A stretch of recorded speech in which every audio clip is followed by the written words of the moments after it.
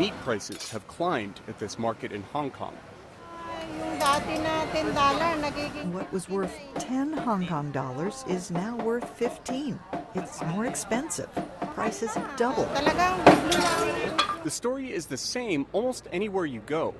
People are paying much more for food. The UN Food Price Index started climbing last July.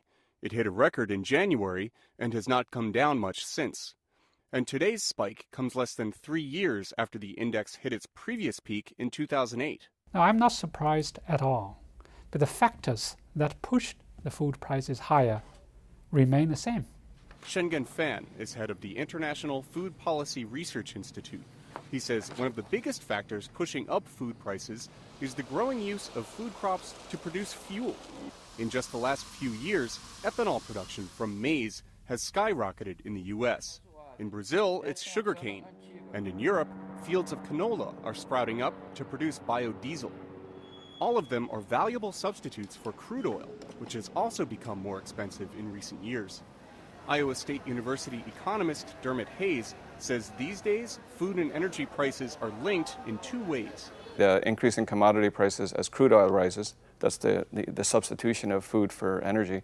And the second one being the increase in transportation costs. Transporting food from field to fork costs more when fuel prices are high, and it also costs more to run the trucks, tractors, and machinery to produce it.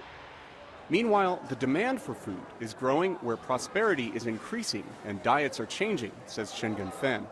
The people are getting richer, particularly in some of the emerging economies, China, India, Brazil, so they deserve a good life.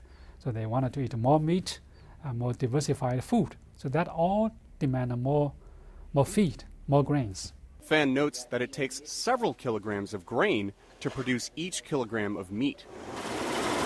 The tremendous global growth in the demand for grains means farmers in the major producing countries need to produce ever larger harvests. But last year, the weather did not cooperate, says Dermot Hayes.